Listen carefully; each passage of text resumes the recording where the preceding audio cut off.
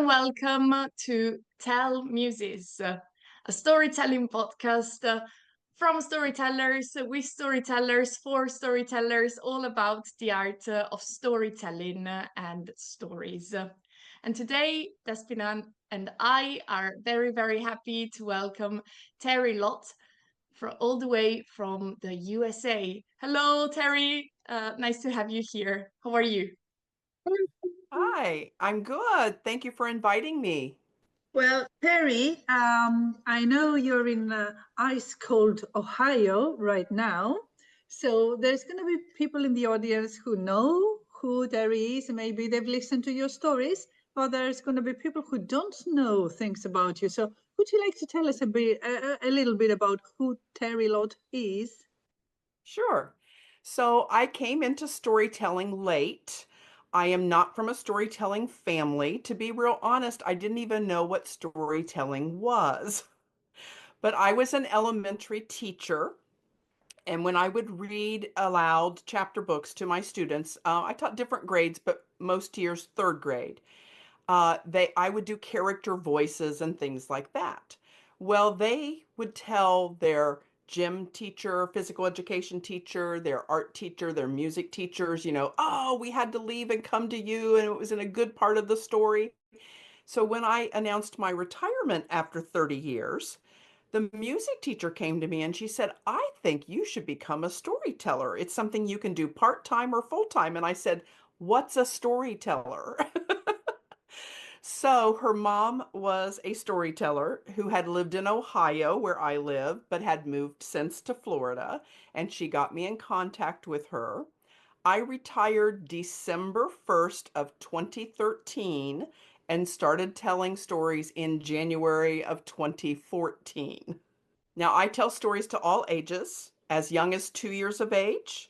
And I actually was telling stories once, and a young woman in the audience had turned 103. Wow. So, yes, so I tell all ages. In fact, my business card at one time said, telling stories to ages 3 to 103. I think I've seen that, but it's actually literal, right?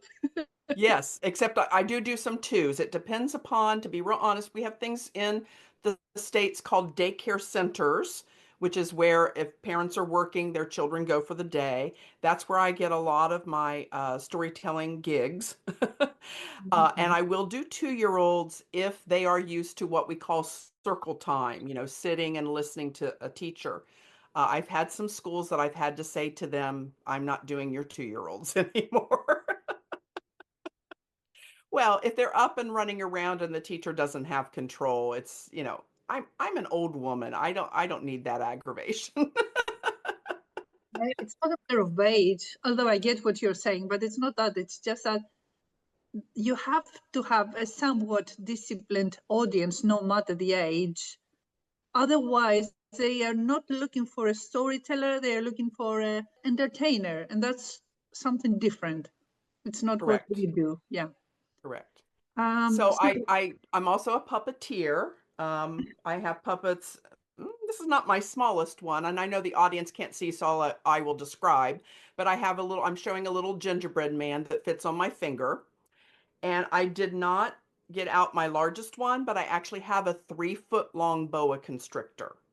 So I have oh, everything from finger-sized puppets to that's my largest one. And so I'm a big hit with the younger kids.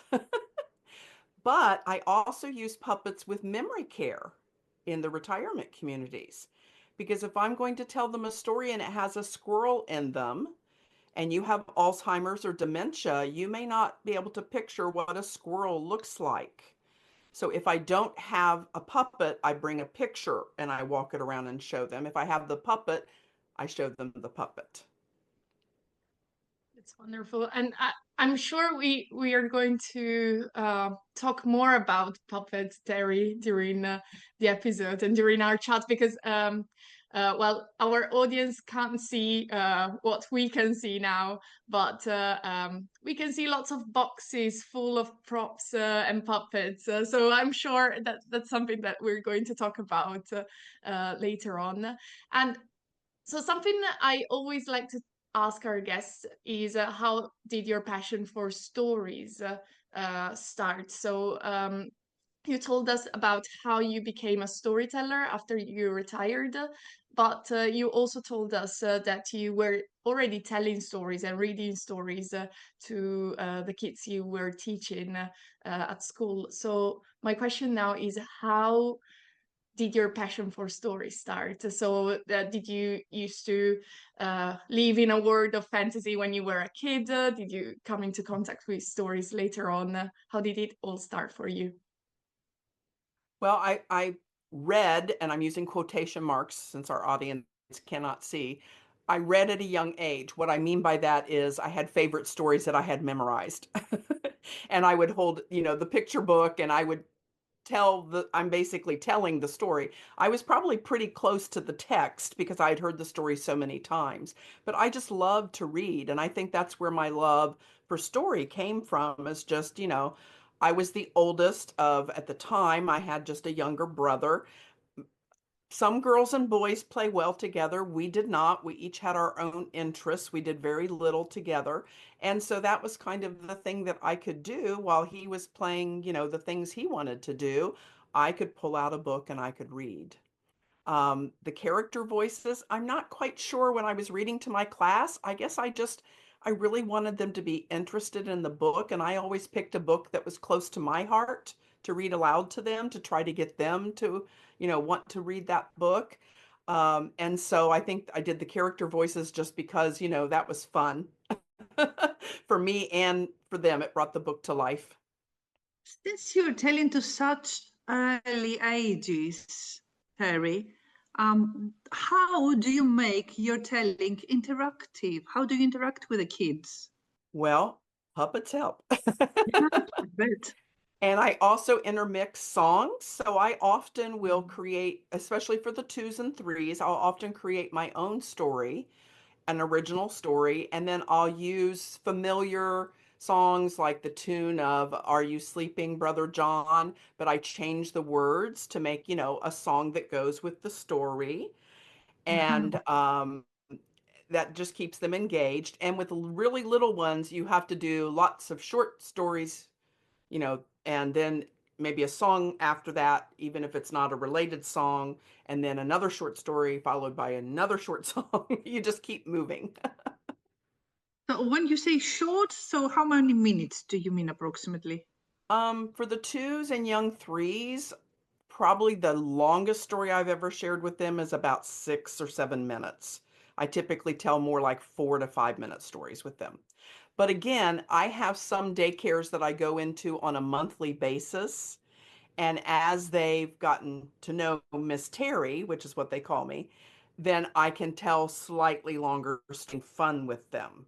Also, you were saying that you tell them stories that you make up, and Mhm. just before we started our chat for the podcast episode, you were telling me that behind you I can see some books that you wrote. So can you tell us something about the stories that you like to make up, and the books that you wrote for kids?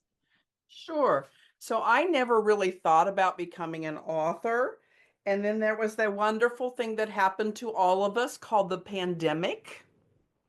And so, therefore, I wasn't able to go into daycares and retirement communities to tell stories, although I had a few very forward thinking daycares that had me come and sit with the children outside. In the summertime, that works in Ohio. But my daughter and my husband both said, because my husband still works full time. So, they knew I had time on my hands. And, you can only keep the house so clean, so they both said, you need to write a book. You need to put some of your stories in a book. So in 2020, I published my first book called Lots of Tales, Stories That Grow with Your Children. And what it is it's a collection of stories. About two-thirds of them are traditional tales that I've adapted to make them, for different age groups work. And then some of them, about a third, are original stories that I've written myself. I've added, the book actually has a section for toddlers, and it has also some songs and some story rhymes to do. And it's almost like a parent instructive book because I will say things like, I'm just going to open up the book and read a little bit. So, for example, it's a song called If You're Wearing. And I said, this rhyme uses colors. You can play it with someone else and call out a color before you say the rhyme that goes with the color. Can't find a rhyme for your color? Make up your own. And then I go on with the, if you're wearing red, touch your head. If you're wearing red, touch your head. If you're wearing red, if you're wearing red, touch your head. But even in the stories, I will tell parents, you can act like you're running around. You can clap your hands with your child. So it's also kind of an instructive thing. I followed it later that year with a sequel called Lots of Tales 2, and it's by season. So parents can look for spring stories for their preschoolers and toddlers, or they can look at stories for once the kids are reading. So that's the other part of both of the books. It also has stories in the books for readers. I have a question. Sure. So hold that thought. I'm not very good at that, which is why I remind other people to do that. Hold that thought. Okay. And my question is, when you say you adapt folk tales, I gather you're doing it vocabulary wise, but is there any other thing you have in mind in your adoption? When I adapt it, just the age group and what they might be interested in. And to be real honest, with the really little ones, the twos, the threes, and even the fours, I think about what puppets I have. So there is an Aesop tale called The Boy Who Cried Wolf. I don't know if you're familiar with it, Yeah. but I actually have, I had it laying here. I'm not sure where I put it. I actually have, oh, here it is. I actually have a toy drum. And so I put a drum in the story for the boy to bang on when he's falsely calling for, people to help because he's bored. Um, I, again, as I said, I think about what puppets I have. So he takes his sheep up to the hillside, and he also takes, I have a puppet that is an alpaca. So he takes alpacas. And that way I'm also introducing, some of the children do not know what an alpaca is, so they get to see an alpaca. Good idea. Did that answer your question?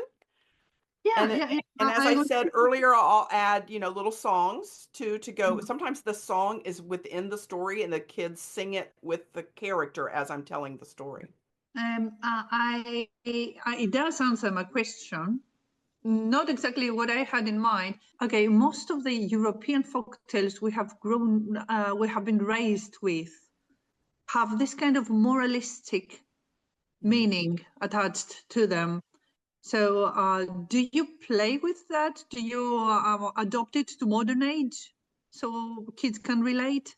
Right. So let's just go back to The Boy Who Cried Wolf.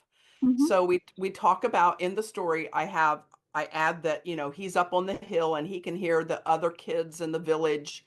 Uh, and I explain in that a village is smaller than where they live now, to kind of give them because most of the kids I work with live in cities.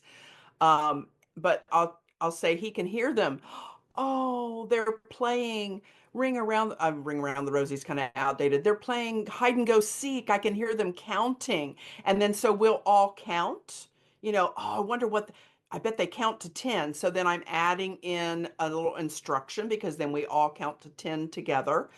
And then I'll say, after he calls the first time and everybody rushes up from the village and there is no wolf or coyote or fox or whatever animal I'm using as the predator, um, they all leave, and I always have the kids pull out their finger because the mother goes over and says, "Don't do that again."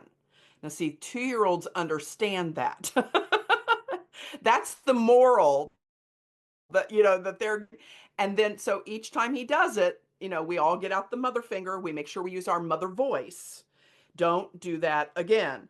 And at the end, I just take a few minutes and I'll say, well, did he do good things or not good things. And all the kids are like, oh no, not good things. He did a bad thing. And I'll say, well, what should he do next time? And they tell me. So that's kind of how I bring the moral of the story down to their level. That's very explicit. That does answer my question. Thank you. And speaking So, of that, and yeah. of all the lovely books you have written, is there any one particular story among them all that is your personal favorite? Uh, Hard to choose. It's a hard pick, I know. it is. So my newest book is called Beyond Happily Ever After, Choose Your Own Fairy Tale Ending. So it's Mm. not for the really little ones, although my last three books are kind of like that. They're more for once the children are preschool to elementary age students. So like ages, if it's a very advanced 4-year-old, some of the stories will work. But it's mostly written for once children are in our first level of school here in the States is called elementary school. So it's like 5-year-olds start kindergarten up until you're in fourth or fifth grade. So you're like 10 years old. So one of my favorites, and it always changes, but in Beyond Happily Ever After, there is an old traditional tale called The Fisherman's Wife. It was collected by the Brothers Grimm, and I have German heritage, so I like to tell some of the Brothers Grimm stories. Um, it's kind of lengthy to tell, so I could do a synopsis and then I can tell you what I change in the book.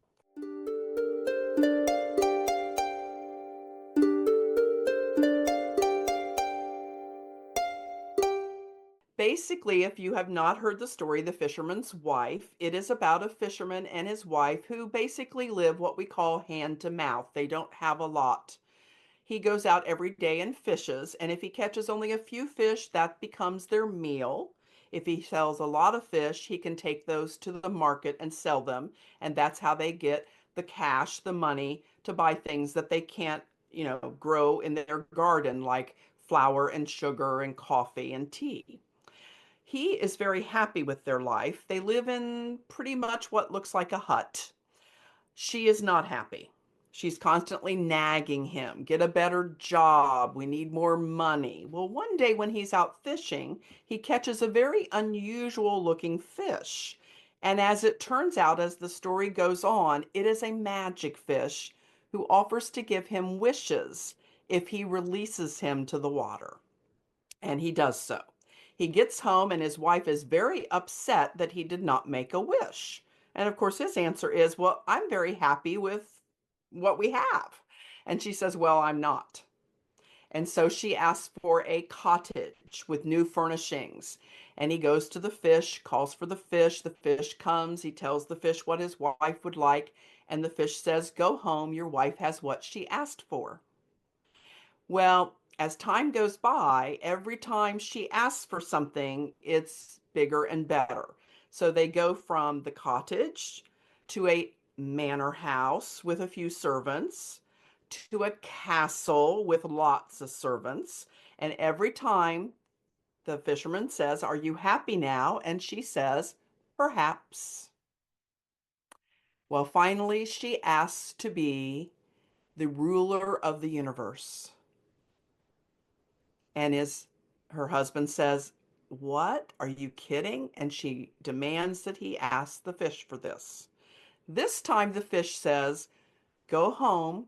Your wife has what she deserves. And when the fisherman gets home, gone is the castle, no manor house, no cottage. It's their hut.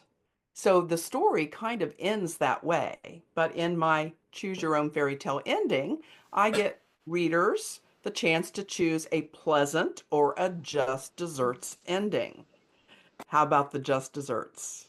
Since the wife is not happy being back in the hut, she comes up with a plan.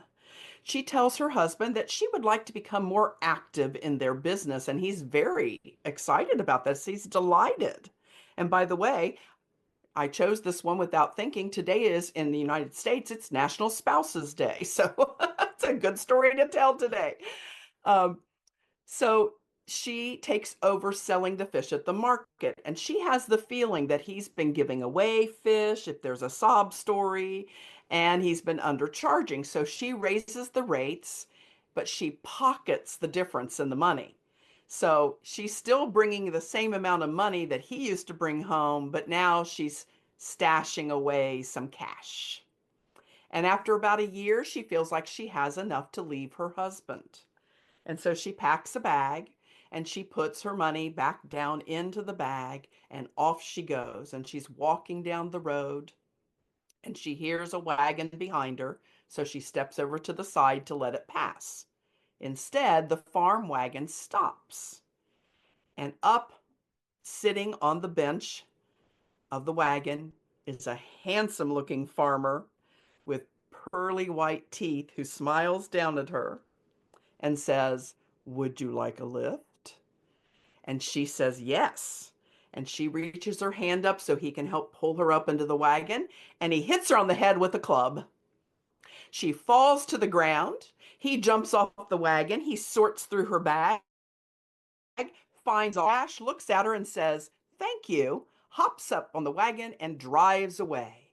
And as she's losing consciousness, she thinks to herself, "I should have realized a farmer wouldn't have had such pearly white teeth." And that's the end of the farmer or the fisherman's wife.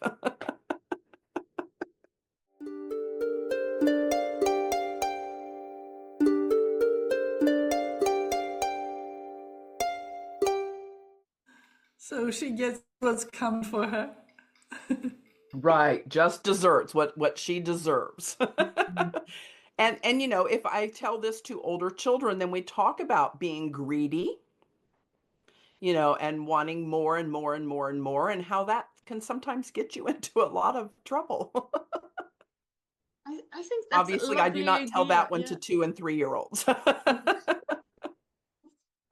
Yeah, and I think Terry, I think it's such a nice idea to ask children to choose their own ending. Um, um, of course, we're all educators in here, and I sometimes when I'm telling stories to my students, I sometimes ask them either to change the ending of a story or guess what is going to happen at the end of the story, um, or like to decide on a sequel for the story, for example. And I think it's just brilliant to give them. You said three endings for each story, correct? And No, just they two, a pleasant one or two. the just Okay. desserts. I was just saying that they can choose what they want, and this is a way to help them express their thoughts about the characters of the story and their ideas of the word. And also for you, if you're using it, for example, in an educational environment, to get to know your students, because depending on the choice Mhm. that they make for the ending, it's a way for you to see to get to know them and to see what values they want to represent in that story. When I taught third grade, often we have reluctant writers in third grade.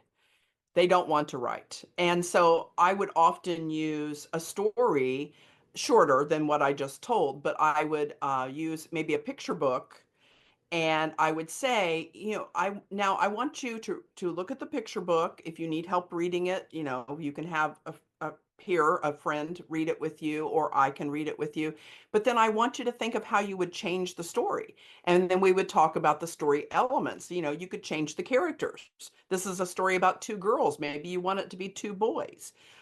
This is a story where the mother is raising the children. Maybe you want it to be the granddad who's raising the children. And so there was so many options, and you know, they could change the character or maybe change the ending, as you said. Just so many different ways that they didn't have to come up with a complete story idea on their own, which for some of the kiddos, that was just really tough to do. Well, what I try instead is putting them in chat groups first So in groups, they come up with an ending, and after they've found the ending they like, then they can go into individual writing. They don't have to think for themselves from scratch. It makes it kind of a little bit easier for them. Well, and less intense because they know they've got others to fall back on. I did do that, but I didn't do it really often because then sometimes some kids relied on others, and at some point, especially once you're in third grade, you've got to start being able to do something a little bit more independently. But when I taught English as a second language, I certainly the group, because I would only have 4 or 5 children at a time, we came up with stories together. And then if somebody said, well, I think that should happen at the end, I would say, great, when you're writing it, you put that in. But they were having to learn how to write, but they were also learning English as a second language. So we had lots of little hurdles to deal with. What kind of nationalities did you work with? Were they mixed backgrounds? Most of them were Spanish speakers, or I had a lot of students from Somalia, so they spoke Somali. Ohio at the time, now I've been retired, remember, for 11 years, Yes, but yes, at the of time, course. Ohio was second only to the state of Minnesota with the number of immigrants and refugees from the country of Somalia. And did you ask the kids to bring their own tales into class? Well, we only had 45 minutes together. So, yes, I did that occasionally, but sometimes again, it depended upon what level of English they had attained at that point. Yeah. I worked a lot with what we call the emergent learners, which were children who had very, very little English. So we were just working on, writing sentences and then maybe a story that you could tell in 5 or 6 sentences. Oh, I see.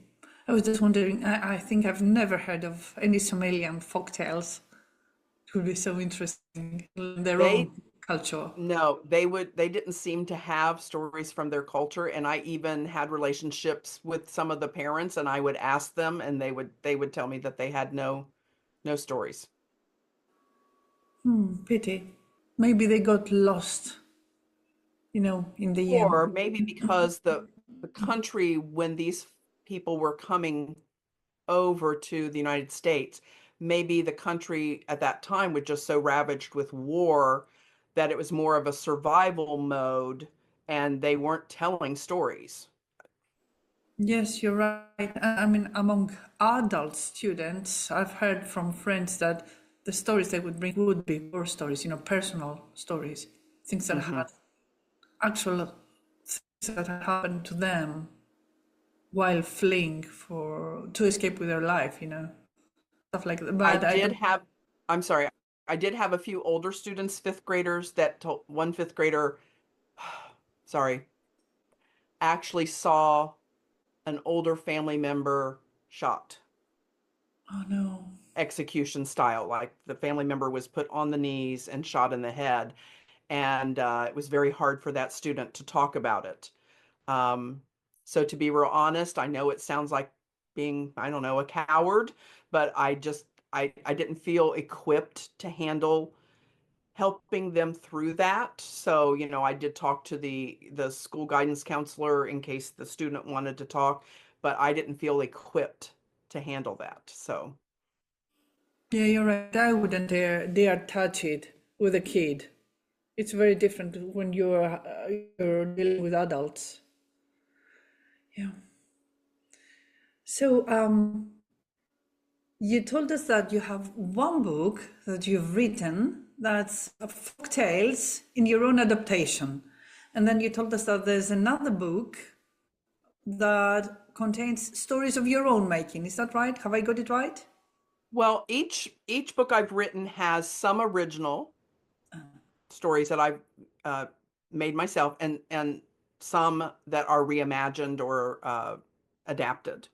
So the other 2 books I have are lots of animal tales, and it's basically what you hear. It's stories about animals. um, I would say about 50% are ones that I wrote myself, and 50% are traditional tales that some of our listeners may be familiar with. I've included The Wolf and the Seven Little Kids. Are you familiar with that story? Yes, So yes. if the listeners are not, it's basically a wolf is trying to uh, what's the word I want? Pull the wool over the eyes of seven little goats that have been left home. There's a traditional story called Two Ways to Count to 10. So that's part of that book. And then the other one I've written is called Jackie Tales, The Untold Stories of Jack's Sister. So a lot of people are familiar with Jack. And even if I have folks not real familiar with Jack Tales, almost everybody has heard Jack and the Beanstalk. So I'll start there and I'll say, okay, so would you say that Jack was clever? And they're like, no. But did everything work out for Jack?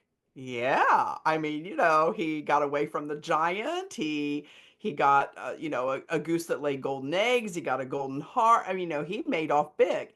And I said, well, people don't realize that he has a twin sister, 13 minutes younger, named Jackie. And of course, it's totally my imagination. There is no Jackie, except in my book. And I have Jackie. The first part of the book is stories about her. So you get to know her as also somebody who's not as my third graders would have said, not the sharpest crayon in the box or not the brightest bulb, but she always seems to come out on top. And then the book goes into um, four stories that are more traditional, but all ones that I'm going to take that back. Only one is a revamped, restyled traditional story. The rest are original, but I have four stories that supposedly Jack and Jackie's mom read to them as bedtime stories. And then I finish it with five original stories that I say Jackie wrote. But of course, I wrote them. That's very clever. Thank you. It's very popular. I get a lot of like 7, 8-year-old girls because I wanted a book. First of all, I love Jack Tales, but I wanted a book with a female character that, that young girls could empathize with and realize that you don't always have to be the girl who's the prettiest, the girl who's the most graceful, because she's rather klutzy in this book. And I actually modeled the klutziness part after myself. Now that you mentioned that, there's a small parenthesis, and then I hand it over to you, Simona. My daughter is 10-year-old now. When she was younger, I don't remember how many years ago it was. It might have been 3 or 4. She was starting primary school, most likely. I often tell her, etc. So once she came to me and asked me, "Mom, am I beautiful?" And I said, "Yes, of course you are, darling." And then she said, "Mom, am I the most beautiful of all?" And I say, "Well, do you remember who wanted to be the most beautiful of all in the tales? Talking in the mirror? Yeah, I don't think you want to be the most beautiful of all, do you?" I love that you were telling her fairy tales. That's great. Oh, yeah. We have this habit. Well, she does it on her own now, of course, but we used to read every night before bed, And I loved children's books. I also enjoyed them. It was not just some chore I did for the kid, I took pleasure in reading them as well. But then sometimes, when you think about the story you just told, well, think of Jack and the Bean, for example, and the Beanstalk, or Goldilocks. I mean, the characters described there, they're thieves and cheaters, and they take things that don't belong to them, and they just get away with it, and they turn up to be the good guys, and the ones that get stolen are the villains. How come that is, moral in the tale? Well, and I don't know if you're familiar, but there are several books out there that will say the true story of, like there's the true story of the Three Little Pigs, and it's told from the viewpoint of the wolf. So I did do one of those. I didn't use the three pigs. I used owls because I have owl puppets and I have a wonderful owl mask. If we were doing a visual thing, everybody would see my wonderful owl mask. But I have the mother make the three owls leave. I'm going to show the two of you my mask. Um, and a fox comes along, and his name is Frankie F. Fox. And Frankie tells you that F used to stand for fun, but he's got this horrible cold. And all he wants to do is to see if one of the new owls that have moved into the neighborhood have some cold medicine for him. And so, as what happens, the first owl has chosen poorly on a home. She has chosen an evergreen tree that sways a lot in the wind. And so when he sneezes, she falls to the ground. And of course, waste not, want not, and feed a cold, starve a fever, he eats the owl. And then something happens with the second one. And then with the third one, she is the one that has chosen the correct tree, a big, strong oak tree. She comes down and she starts pecking him on the head, and he runs away, never to be seen again. But we get to see the viewpoint from, the fox saying, hey, I was just trying to get some cold medicine. there's my mama owl mask. Wow. Okay, I will describe it for the people who cannot see it as a very fancy kind of leopard-like, if you can imagine, owl mask with white feathers and gold embroidery. It's really, really impressive, very luxurious.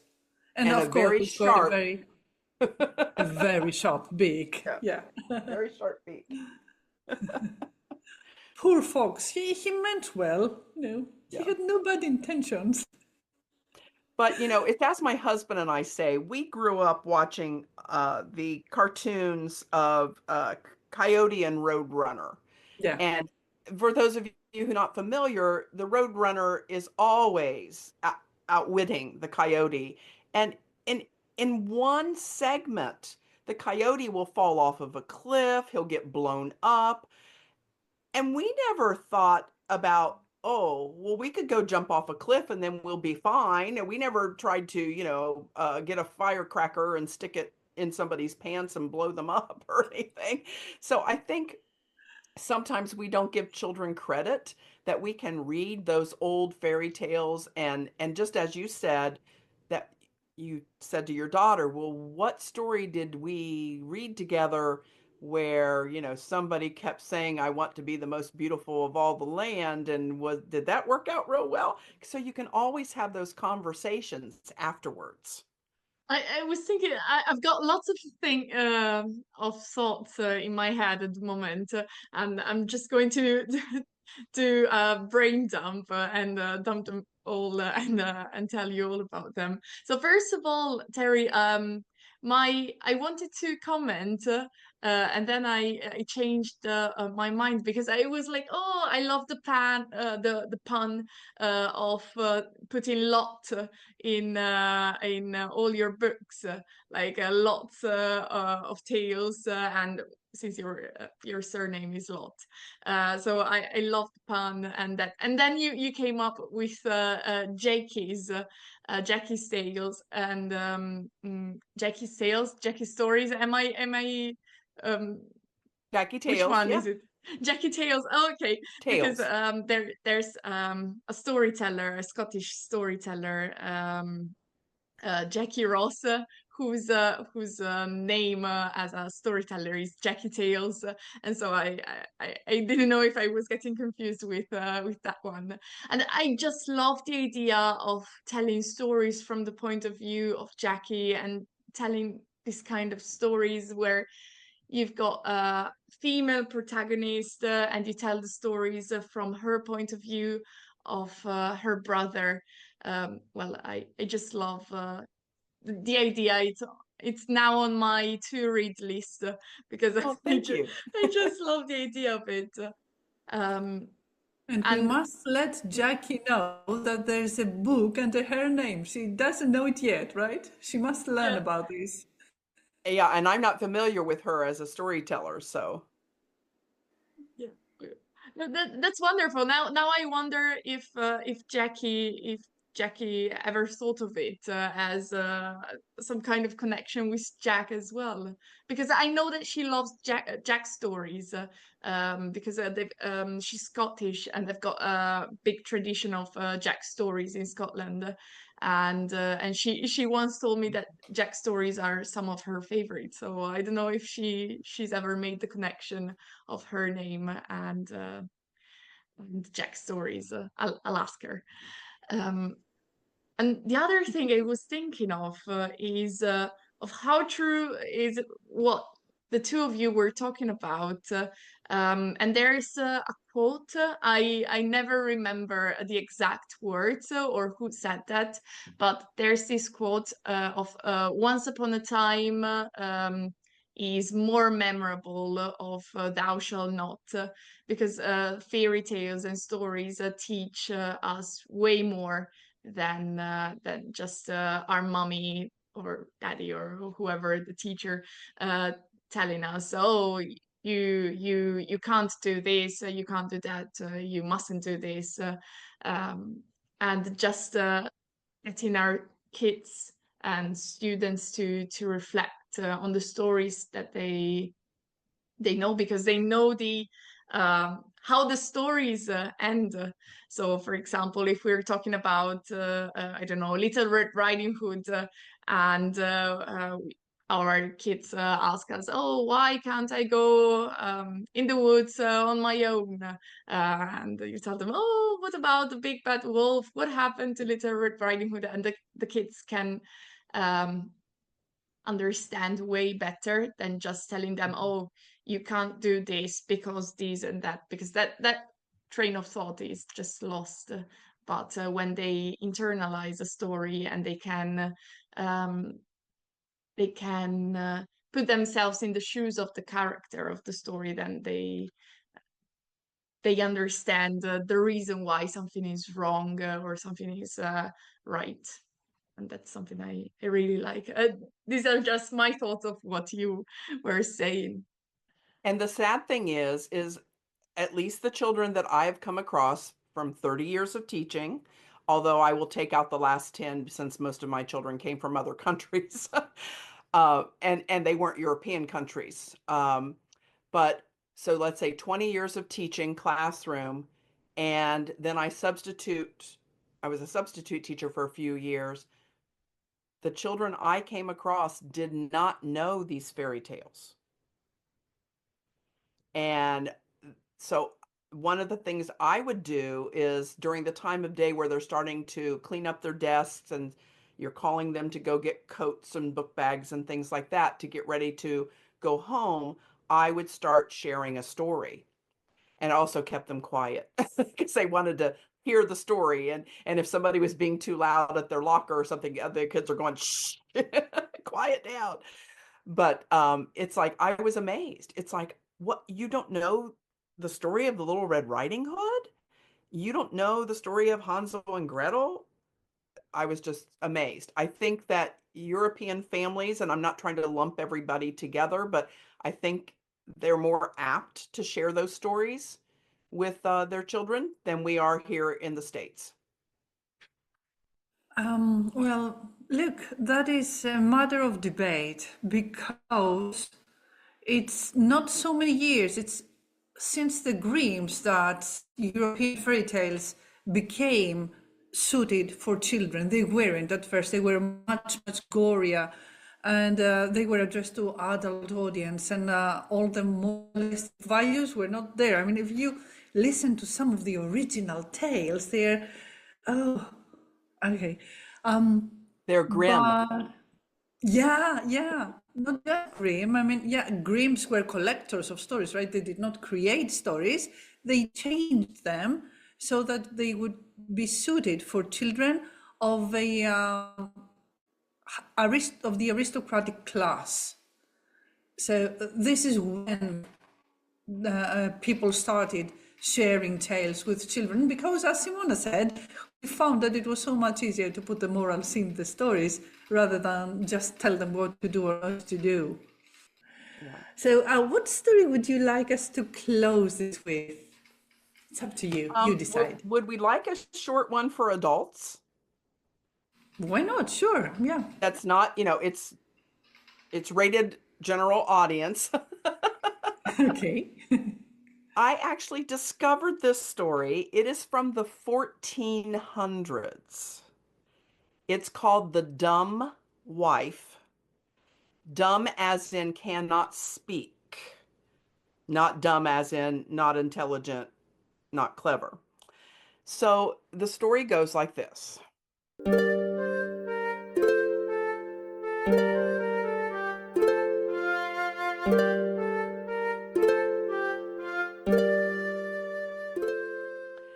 There was a town where the men outnumbered the women 2-1. And so if you were an unmarried young man who wanted to get married, that was a problem. Andrew was such a man, and Andrew was very average. He was average in his looks. He earned an average wage. His personality was kind of average. But he really wanted to get married.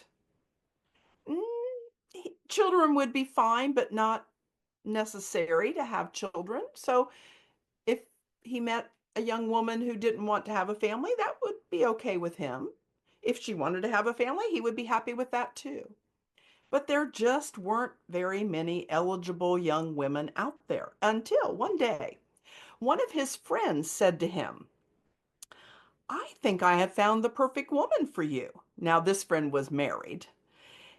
And Andrew said, "Oh, have you been hiding somebody that I don't know?" And his friend said, "No, haven't you heard of Catherine Walker?" He said, "The wealthy Walker family?" And his friend said, "Yes." "I didn't know they had an unmarried daughter." "Ah, yes." "What's wrong with her?" Andrew asked. "Well, she's beautiful." "Mm-hmm." "And of course she's rich." "Mm-hmm." "So what's wrong with her?" Andrew asked again. And his friend said, "Well, she was born unable to talk. They have taken her to the finest of doctors and specialists, and she cannot talk. She will never be able to talk.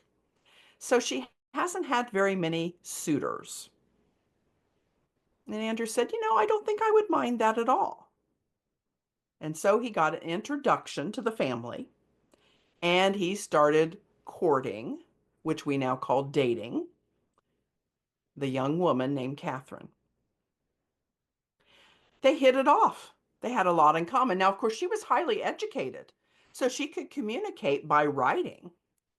She just couldn't talk. Well, some time passed. They became engaged. Some more time passed. They had a fabulous wedding. And then her father bought them a little house, which was nice since Andrew's salary was still just average. So life went on. Months went by. But Andrew started thinking to himself, "Oh, I wish when I come home and I ask her about her day, I didn't have to wait for her to write down a response. I wish when I told her about my day, I didn't have to just see her smile and shake her head, either in a positive way or if something not so nice happened, commiserate with me. I wish she could talk." Well, one day as he was going home from work, he decided to sit down on a park bench. And he kind of was just lamenting out loud, "Oh, I wish she could talk. I wish she could talk. I wish she could talk." And he heard a voice next to him. There was a strange little man sitting next to him. How was he strange, you ask? Well, his skin was very ruddied. It was reddish. And he was very short. And the little man said, Did you say something about wanting someone to be able to talk? And Andrew said, Oh, I'm sorry. I didn't mean to disturb you. No, no, no. Go ahead, tell me. And he told him about his wife, Catherine. And the strange little man said, I can help you with that. Go through the park and find an alum tree. Take one leaf, and when she's asleep tonight, put it under her tongue, and tomorrow she will have the gift of speech. Now, Andrew didn't really believe him, but you know what? It doesn't hurt to try, right? So he walked through the park and he found an alum tree, and he pulled off not one, but 7 leaves. And that night during supper, he kept going, Oh, I'm really tired. I think I'm going to go to bed early tonight. Aren't you tired, dear? And she would shake her head no. Well, eventually she came to bed. And of course, he was feigning sleep. He was not actually asleep. He waited until, and for those of you who have a partner, you know that you can tell when they're asleep because their breathing slows down, or you've seen it in your own children. And he waited until her breath had slowed down, and he went over and he gently opened up her mouth. He gently pulled up her tongue, and he put all 7 alum leaves under her tongue. Put her tongue down, closed her mouth, and lay awake all night long, just waiting for the next day. He was so excited. Well, the next morning came and she was still asleep. It was a Saturday. He didn't have to go to work. He opened up all of the draperies to let the sun shine in on her face. He couldn't wait. He finally shook her shoulder and he said, Dear, dear, are you ready to get up? And she opened up her eyes and she said, Yes, I am ready. And he looked at her and he said, You're talking, Catherine, you're talking. It's a miracle. And she goes, Yes, I'm talking. And boy, do I have some things to talk to you about. I am tired of you leaving your dirty clothes on the floor. And I know you work Monday through Friday, but on the weekends you could help out in the house a little bit. And she went on and on and on all day long. He got a little peace when they went to bed that night. The next day was Sunday. She talked all day long. He left early for work on Monday. He stayed late at work. And then he rushed to the park trying to find that little strange odd man. He found him and he said, Oh my goodness, you have to help me. You have to help me. I cannot get my wife to stop talking. She talks every single minute of the day. And the strange little man looked at him and he said, We've never had that happen before. Wait a minute. Did you put more than 1 leaf under her tongue? And Andrew had to admit he put 7. And the little man said, If you haven't figured it out by now, I'm one of the devil's disciples. And believe me, if we could figure out how to get women to stop talking, we would have done it centuries ago. And that's the story called The Dumb Wife.